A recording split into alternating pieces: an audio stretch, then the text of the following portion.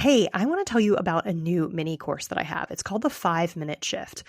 One of the most frequent questions that I get from people on social media and clients is, how do I stop feeling anxious? How do I stop feeling upset? How do I stop feeling angry at my spouse? How do I stop feeling a certain way and get to something that feels better? This mini course is to answer that question. It's a 30-minute video. You get a cheat sheet and the slides, plus a Q&A and a why this works video. But really all you need is the 30-minute video, the how-to. It's a process I use every single day, multiple times a day. I have clients who use it and have experienced huge changes in their life. And if you practice this method over and over again, I promise you'll be able to shift any emotion in around 90 seconds to about 5 minutes. So if you're somebody who feels like you get stuck in emotions, you stew in emotions, you spiral in them, and you really wish that you could get out of them and it didn't involve scrolling or eating or shopping or any of that, this is for you. It's $29. There's a link in the show notes, and I hope you enjoy it. Welcome back to Calmer Conversations, the podcast where you learn how to help your brain become a calmer place to be so that it's easier to feel exactly how you want to feel in your daily life. Whether that's feeling calm and confident, content, or even joyful, or just like you've done enough of the right things at the end of the day, or all of the above. I'm Cecilia Mandrick. I'm a certified life coach, yoga therapist, and founder of the Calm Brain Academy. If you're ready to shift the patterns of self-sabotage, procrastination, daily overwhelm, people-pleasing, and perfectionism, you're in the right place. Not only is it possible to change the conversation between your brain and your body, when you do, you'll change your life in the process. And you're one step closer just by joining me today. Ready? Let's dive in.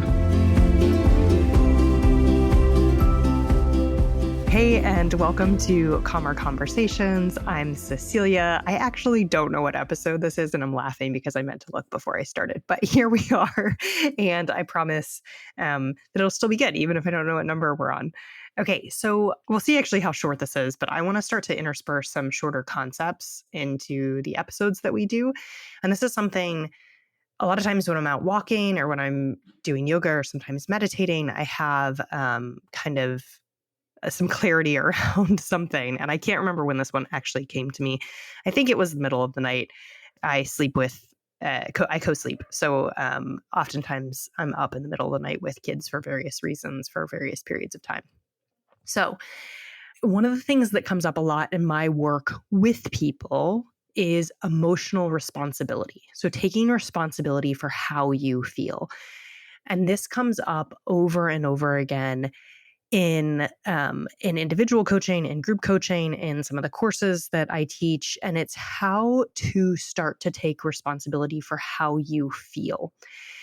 And I think this might just be helpful as kind of a standalone short thing for you to maybe think about. So if you're driving or walking, or however you like to listen to podcasts, if you're watching me, hello, is starting to kind of consider, this isn't something we learn. So like most of the things that I teach, you may have learned it somewhere else, but it's not something that's generally conveyed as we're growing up, at least not for the people who come to me, my clients, or other people that I generally see.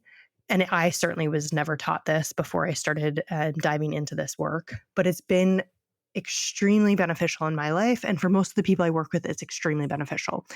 So what do I mean when I say taking emotional responsibility? So for a lot of us, we learned when we were younger that we were somehow responsible for somebody else's emotions, and someone else is responsible for our emotions. So this comes up generally when it's something like, Timmy hurt your feelings, or you made me feel sad, things like that, right? So if somebody says, oh, you made mommy feel sad, a young child might start to internalize, for a very good reason, that they are responsible for how their mom feels, right? And so this is something that I don't think people say to kids intentionally to kind of create this weird dichotomy, but it's this very interesting thing. And dichotomy, I don't even think is the right word to use there, but that's beyond the point, is that you start, a young child learns that somehow they're responsible for somebody else's feelings, right? So they learn that what they do, their actions cause feelings in other people. And then also by deductive reasoning that other people cause the feelings we feel. And also the circumstances around us cause how we feel. So I can feel happy if something quote unquote good is happening, or I feel sad because something outside of me is happening. Well, we can we can have this conversation around that, and it, in some ways it seems to make sense. Ultimately, if you think about it, it can feel really disempowering, because when you're looking outside of yourself to situations, to other people, for how you feel on a day-to-day basis, then you need everything to conform for you to feel okay. And you need everything to really conform and everyone to really conform if you're going to feel something like ease or happiness or something like that. And that is a tough place to be in. Ultimately, that means that most of us are either trying to people please, we're trying to control, we get really frustrated with what's happening around us because we can't control what's happening around us, right? I can't control what's happening around me in my world. You can't control what's happening around you in your world. And yes, there is this whole we create a reality, but you're not actually controlling other people. And so you have other people in your life and they will continue to behave like other people. It is very hard, if you've tried, and I've tried, to get other people to behave exactly how you want them to. And even if you're somewhat successful, oftentimes your own standards change day to day. So what you think will make you happy on one day, whether that's a set of outside circumstances or how a person behaves or the things that you have, that generally isn't the same thing you think on the next day or a week from now or a couple months from now. And you might look in your closet and see all the things that you bought that you thought were going to make you happy, we're going to solve all your problems, that didn't actually solve all your problems, right? And if you're in this place where you're putting the responsibility of how you feel on outside things and people, just know that you're not alone. This is as I said when we started, this is really common. And it's, again, almost taught to us, it's sold to us that this is how things work, that we feel a certain way because things outside of us are a certain way or people act in a certain way. What the switch is, taking emotional responsibility, is saying outside people, how they behave, what they do, what they say, outside circumstances in the world are neutral. They're actually just things that are happening.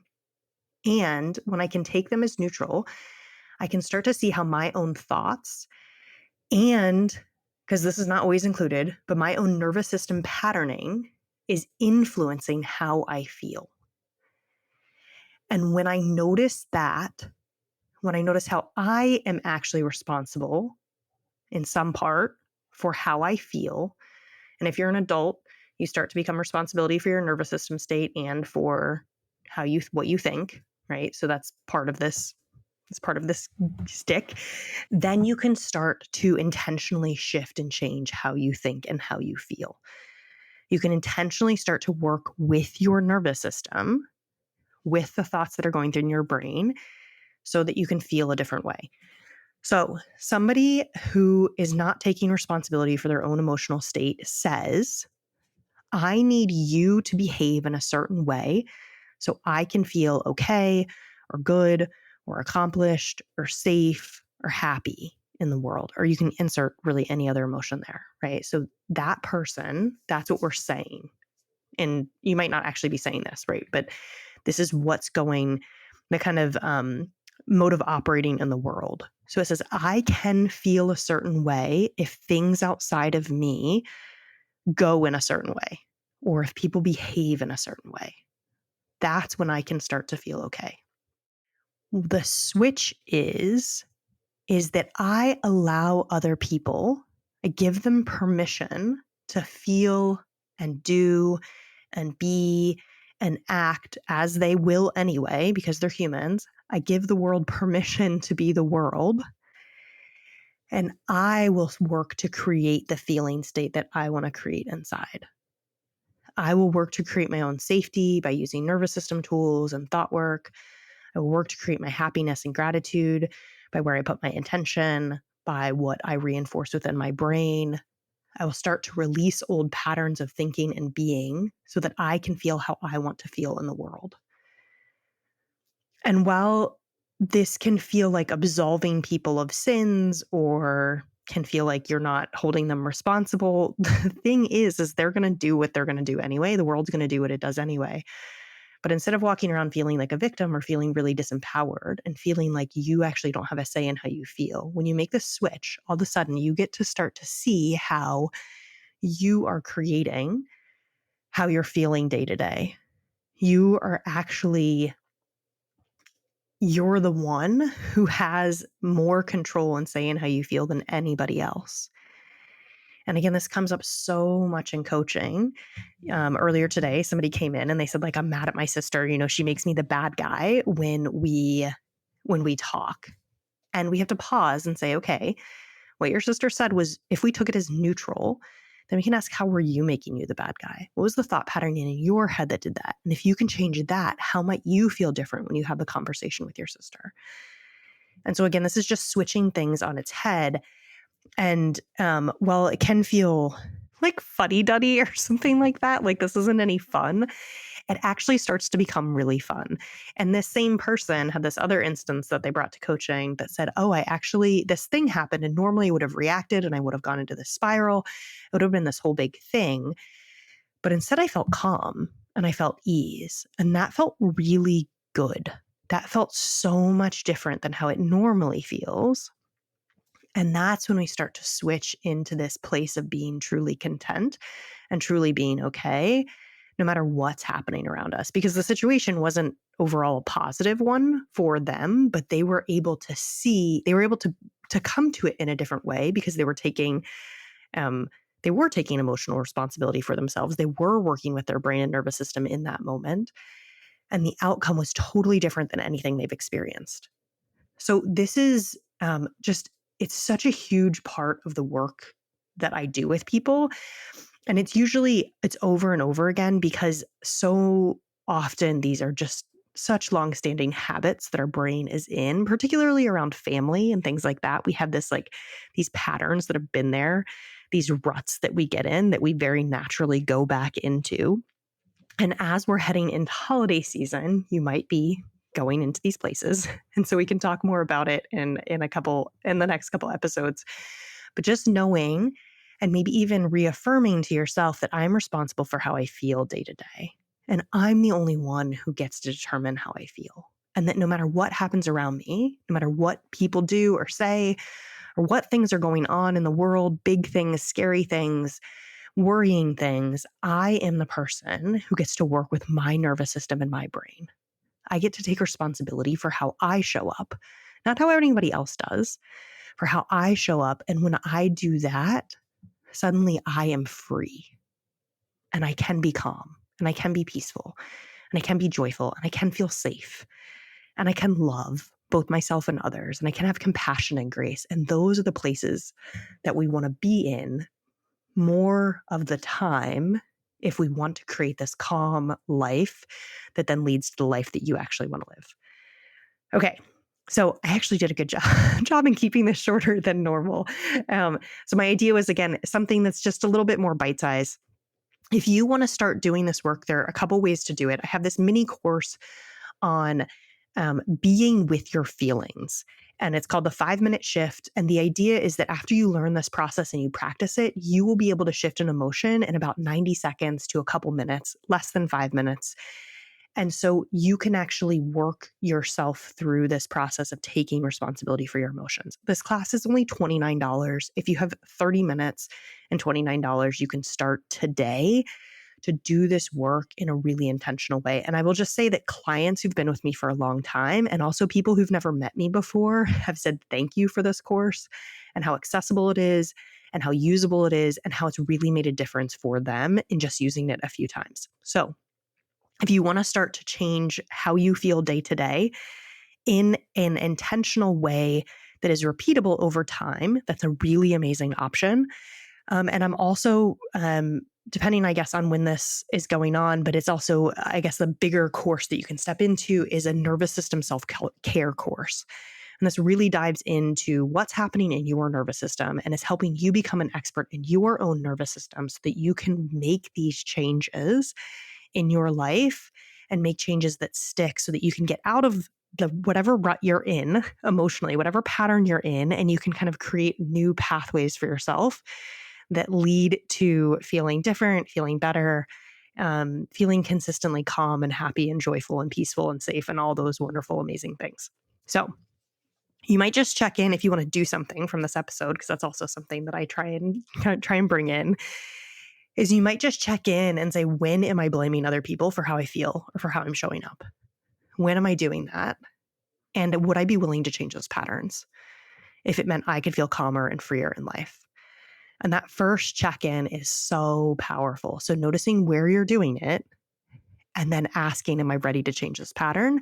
Particularly if it meant that I got to have the life that I wanted to have, a life that feels how I want it to feel. All right. Thank you so much for coming today, for joining. Leave a review if you like this podcast, wherever you listen. It's really helpful. It helps other people find it. And come say hi on Instagram or send me an email. I'd love to hear from you and love to hear how this work is going for you. All right. Bye. Thanks for tuning into this episode of Calmer Conversations. Take what you learned today and use it in your life. Even if it feels a little awkward or clumsy at first, remember these are practices and that real change comes from implementation. Then send me a message over on Instagram or TikTok and let me know what worked or didn't work. If you want to dig deeper into something from today's episode, all of the resources can be found at the link below in the show notes. If you like this episode, there's a great chance that you'll love working with me. Join my monthly coaching community by visiting me on Instagram or my website, www.ceciliabmandrick.com. Don't forget to subscribe to the show wherever you listen to podcasts, and I'll see you back here next Thursday.